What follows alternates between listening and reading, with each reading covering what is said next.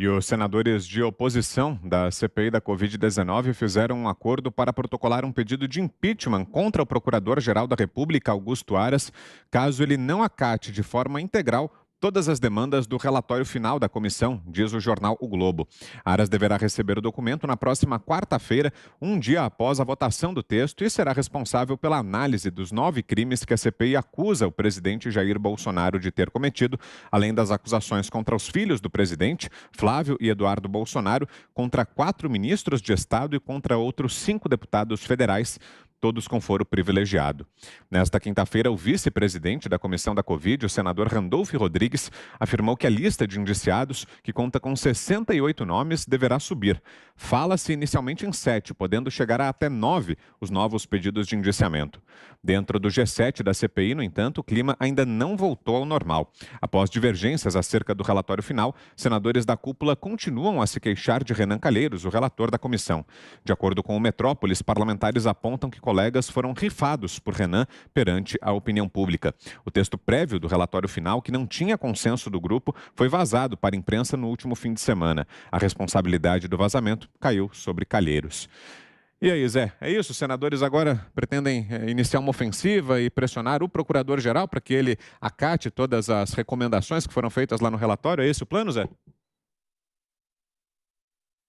Os senadores de oposição e que estavam nesta CPI querem imortalizar esse debate. Ô Vitor, a estratégia do Renan Calheiros, não é nem vazar, ao divulgar, né, o relatório de forma antecipada, traindo ali os colegas que se reuniam naqueles jantares lá em Omar Aziz, no plenário 1 da CPI, que foi o apartamento do Omar Aziz, né?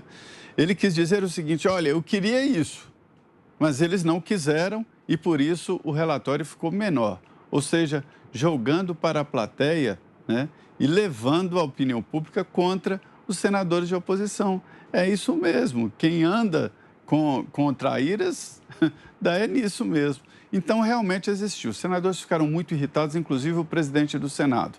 Isso porque eles mantiveram a indicação de Renan Calheiros para a relatoria, quando havia, inclusive, ação judicial para tirar o Calheiros dessa posição, porque todo mundo sabia de que ele não teria condições de ser o relator da CPI, enfrentou resistências. Então, esses senadores fecharam ali o apoio a Renan e, no final, o Renan jogou os próprios senadores na cova dos leões contra a opinião pública. Esta é a realidade. Agora, o plano dos senadores de oposição é eternizar esse debate. E de que forma isso está programado? Cada cópia do relatório final da CPI entregue ao presidente da Câmara, à Polícia Federal, ao Ministério Público, às CPIs regionais, cada uma dessas entregas será uma plataforma política, um discurso, uma pressão. Ao Procurador-Geral da República será também entregue pessoalmente, não precisava. Fosse eu, o Aras, eu diria, olha, protocola lá embaixo, vou participar dessa sessão de fotos aí para pressionar o Ministério Público. O Ministério Público é independente, a Constituição o colocou independente de todas as formas, inclusive administrativamente, economicamente, né, orçamentária, independência orçamentária e principalmente de ação. Então, eu, se fosse o Aras, falava, não vem aqui não, protocola lá embaixo e tudo. Mas pensa que é só? Não. Eles vão pressionar o judiciário, ou seja, entrar com a ação, exigir datas e prazos do Ministério Público Federal para agir diante de um relatório que é um relatório político. Pensa que acabou? Não. Ao Tribunal Internacional, os integrantes da CPI vão levar o relatório e principalmente os relatos, aqueles relatos lá de pessoas que perderam entes queridos, amores. Todos nós hoje já temos feridas desta terrível pandemia, né? Mas não, levaram ao plenário da CPI, todo esse conteúdo será levado a um tribunal internacional. Então, é isso, a tentativa de dar continuidade a essa CPI, a esse plenário que não deveria existir. Agora são 6h27. Você, Augusto, temos 3 minutos.